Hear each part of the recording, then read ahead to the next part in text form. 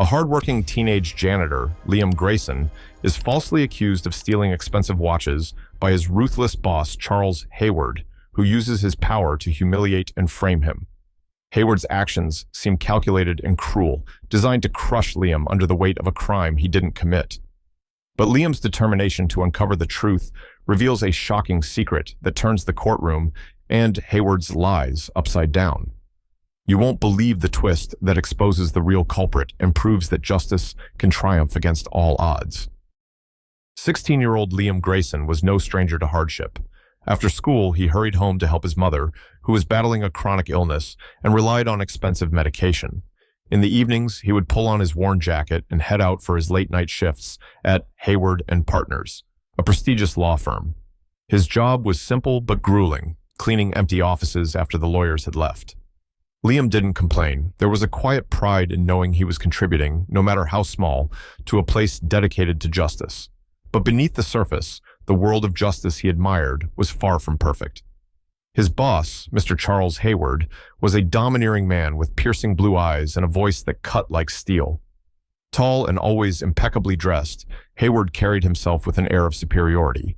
To him, Liam was just another nobody, a teenager desperate for a paycheck, easy to belittle. Hayward frequently found reasons to reprimand him, whether it was for a missed spot on a desk or for taking too long to empty the trash. Liam would lower his head, grit his teeth, and endure.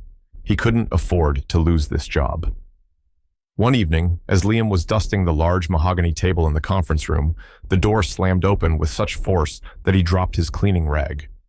Standing in the doorway was Mr. Hayward, his face twisted with anger, a checkbook clutched in his hand. "Where are my watches?" Hayward bellowed. Liam froze, bewildered. "Excuse me, sir," he stammered. "Don't play dumb," Hayward snapped, stepping closer. "My watches. They were in my office last night, and now they're gone. You took them, didn't you?" "I didn't." Liam's voice faltered as heat rose to his face. The accusations hit him like a slap, each word heavy with contempt.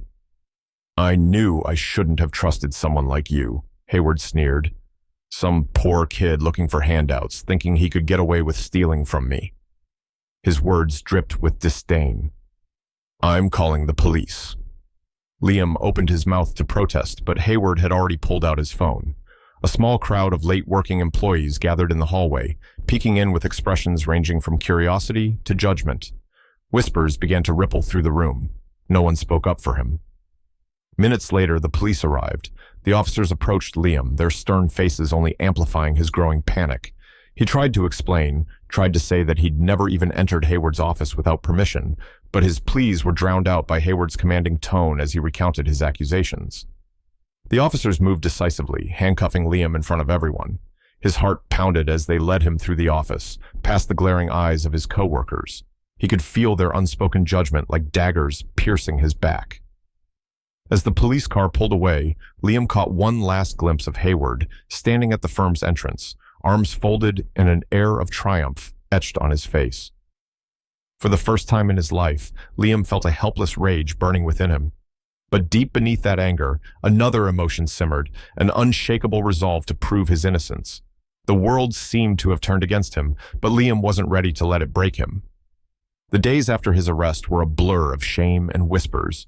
Liam had never felt so alone. The official court summons arrived on a gray, drizzling morning. The envelope felt heavier than it should have in his hands, its weight pressing down on his chest. As he opened it, his heart sank further. The words blurred together, but the meaning was clear. Grand larceny. Court date set for... The world seemed to tilt. At school, his classmates whispered behind his back. Conversations would stop abruptly as he entered the room, their accusing stares cutting through him.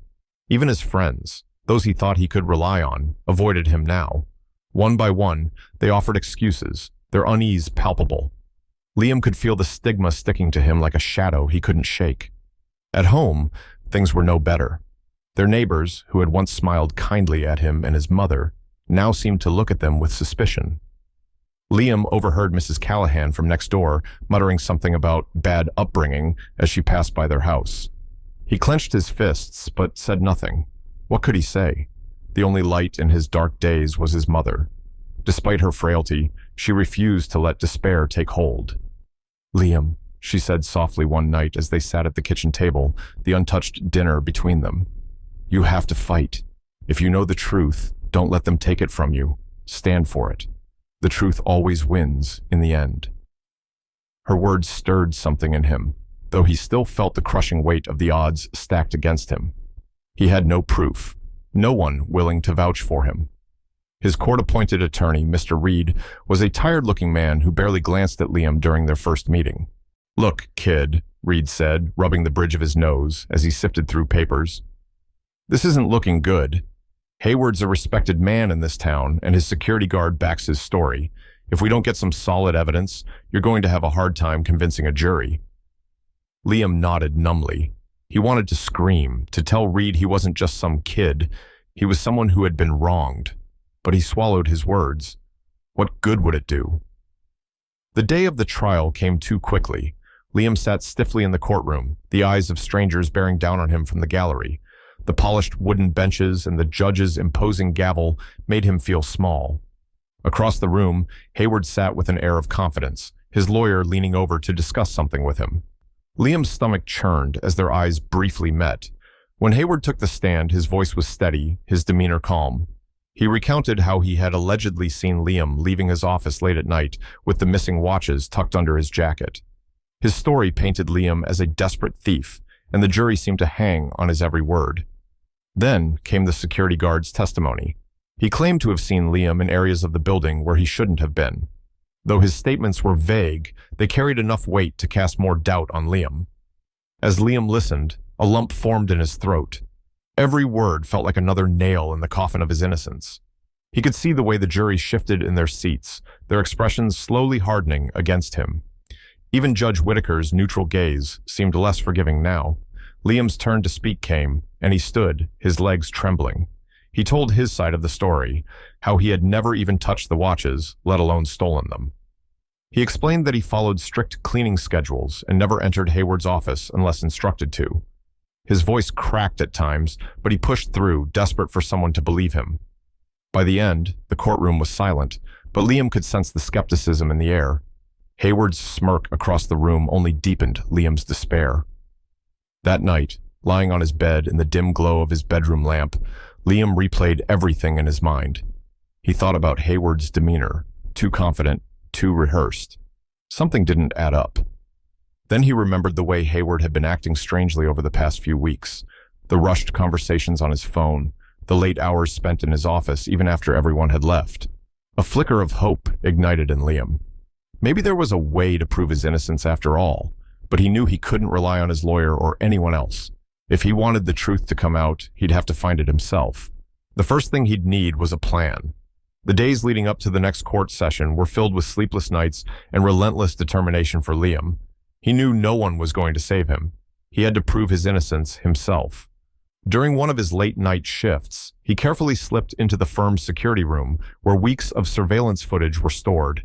His hands trembled as he sifted through endless recordings, searching for any detail that could exonerate him. After hours of searching, he found it. A recording from the week before the watches went missing. On the screen, Mr. Hayward could be seen entering his office late at night, holding a small box. Hayward glanced around nervously before unlocking a cabinet, placing the box inside, and locking it. The weight of the moment hit Liam like a wave. This was it. Proof that Hayward might have hidden the watches himself. But Liam knew it wasn't enough. Hayward could easily claim the footage had nothing to do with the missing watches. Determined to make his case stronger, Liam checked the firm's cleaning logs. To his relief, he found a critical detail. He hadn't been assigned to Hayward's floor the night of the alleged theft. Armed with this evidence, Liam copied everything onto a USB drive, knowing it was his best shot at the truth. The courtroom was packed for the next session, the tension palpable as Liam stood to address the judge. For the first time, he felt a flicker of confidence. "Your Honor," he began, his voice steady despite the nerves coursing through him, "I have evidence that suggests the missing watches were hidden, not stolen.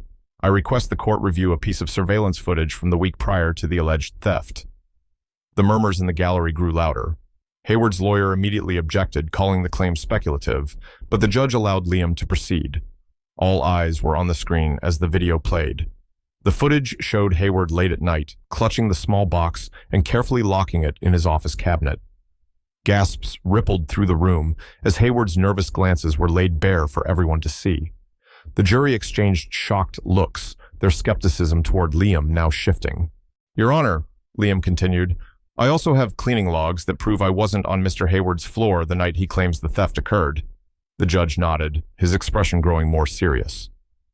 "This is compelling evidence," he said, turning to Hayward.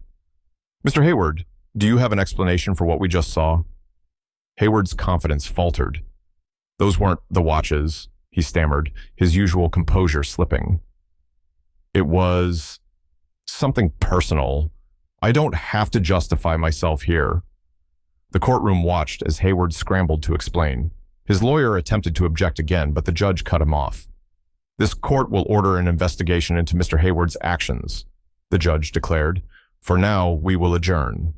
Liam let out a breath he hadn't realized he'd been holding. As he stepped out of the courtroom, his mother greeted him with teary eyes and a proud smile. She embraced him tightly. "You're doing it, Liam," she whispered. "It's not over yet," Liam said, though for the first time, he felt the weight on his chest begin to lift. The truth was finally breaking through, and he was determined to see it fully revealed. The courtroom was packed for the final hearing, the atmosphere thick with anticipation. Over the past weeks, the investigation had unearthed damning evidence against Mr. Hayward. The prosecution revealed how Hayward had fabricated the theft to cover his embezzlement of company funds.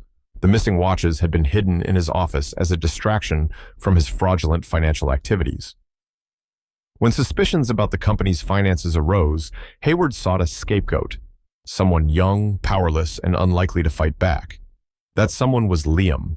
The evidence was undeniable, the security footage showing Hayward hiding the watches, cleaning logs proving Liam wasn't even on his floor that night, and discrepancies in Hayward's testimony.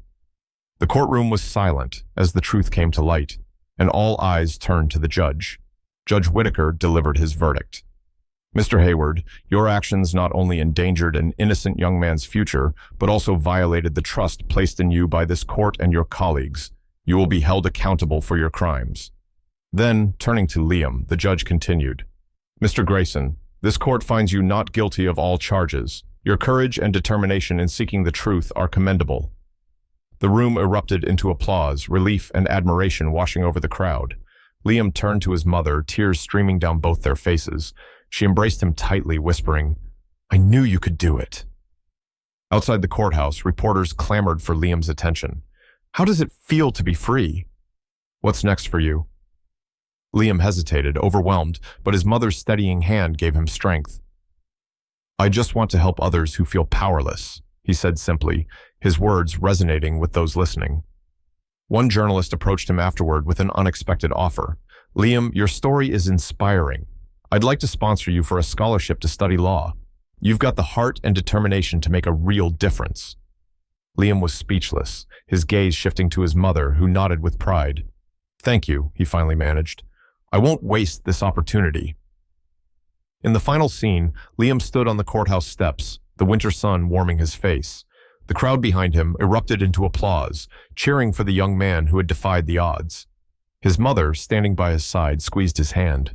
"Thank you for believing in me," Liam said softly. "I always did," she replied, her voice full of pride. As the applause echoed around him, Liam looked toward the future with confidence. His journey had been harrowing, but it was far from over. He had found his purpose, to fight for truth and justice, not just for himself, but for others like him.